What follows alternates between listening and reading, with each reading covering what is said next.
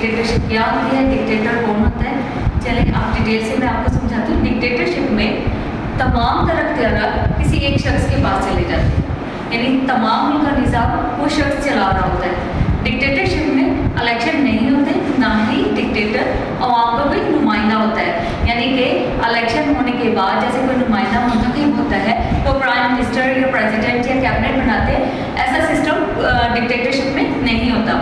एक डिक्टेटर एक आर्मी का ऑफिसर भी हो सकता है।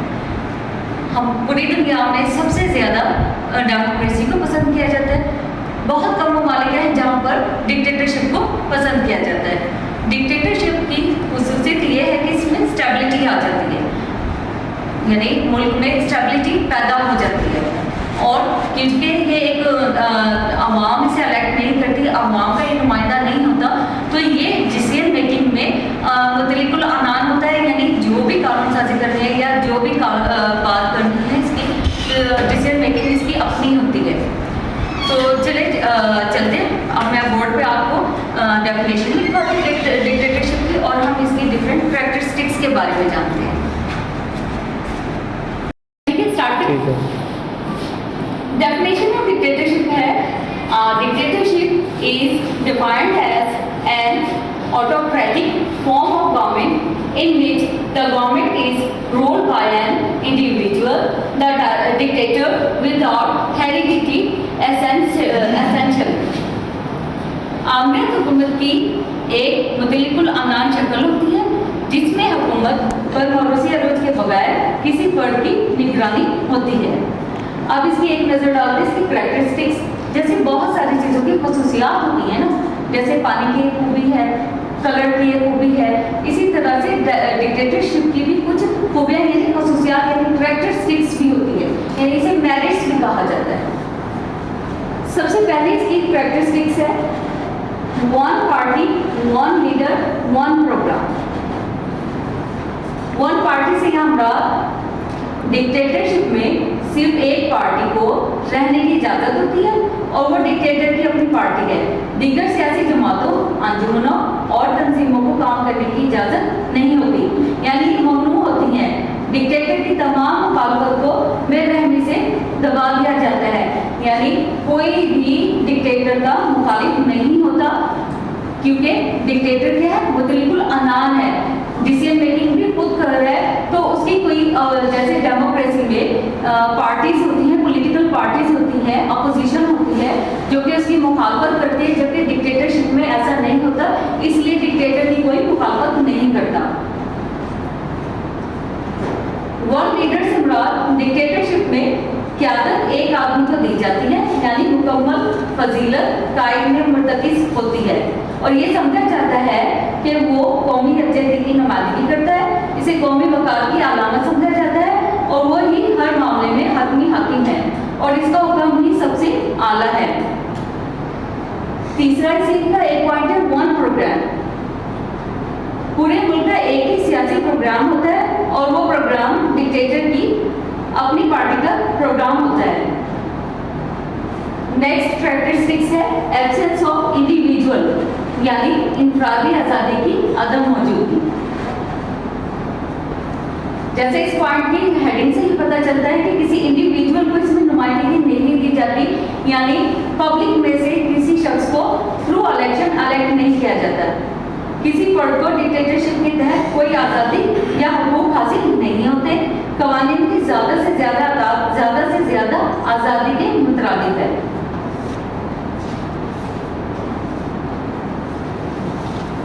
लोगों को तकरीर और प्रेस की आज़ादी की इजाज़त नहीं होती। प्रोपोगेंडे की तमाम एजेंसियाँ जैसे स्कूल, कॉलेज, रेडियो, पेपर्स और फिल्में रियासत के ज़ेरे कंट्रोल होते हैं।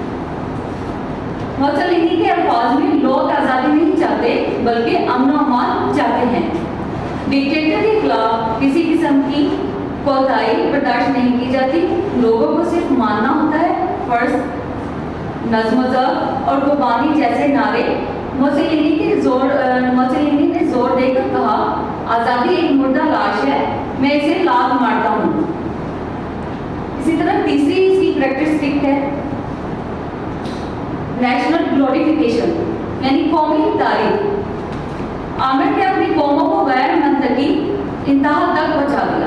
हुब्बुल वतनी का दीवाना जज्बा लोगों के जहनों में बसा हुआ है। इन्हें शिद्दत से कौम परस्त बना दिया गया, यानी अपनी कौमियत से, अपने मुल्क से इतनी यानी मोहब्बत डाल दी कि सबसे ज़्यादा सुपीरियरिटी अपनी कौम को देना, किसी नेशन को, किसी कौम को उसके बराबर कंसीडर ना करना, उसके बराबर ना समझना। नंबर 4 है टोटलिटेरियन स्टेट। आमरीत एक मुतलका नाम रियासत है जो इंसानी शख्सियत के हर पहलू को कंट्रोल करती है और समाजी, सियासी, तालीमी, मजहबी और सकाफती शोबों में तमाम इंसानी सरगर्मियों को अपनी लपेट में लेती है।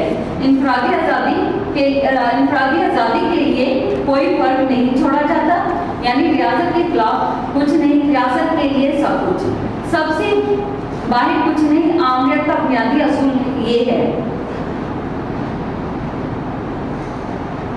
नंबर 5 कैरेक्टरिस्टिक्स है ग्लोरिफिकेशन ऑफ वार। डिक्टेटर जंग की तारीफ करते हैं, जंग को सियासत के लिए जरूरी समझा जाता है। डिक्टेटर जंग जैसी पॉलिसी अपनाते हैं और वहशियाना ताकत को कौमी अजमत के हसूल का जरिया बनाते हैं। यानी जंग की सूरत हाल ये कि अगर कोई बैरूनी हमला होता है तो ज़ाहिर हम एक डिक्टेटर के बारे में पढ़ रहे हैं, वो क्या आर्मी ऑफिसर है, यानी सारा निज़ाम जो मुल्क है एक आर्मी ऑफिसर के हाथ में है।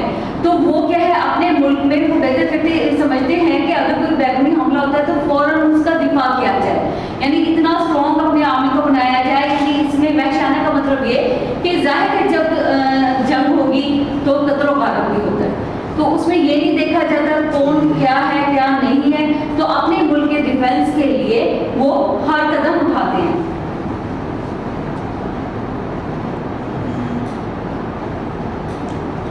नंबर 6 है रैशनलिज्म, यानी हकीकत पसंदी।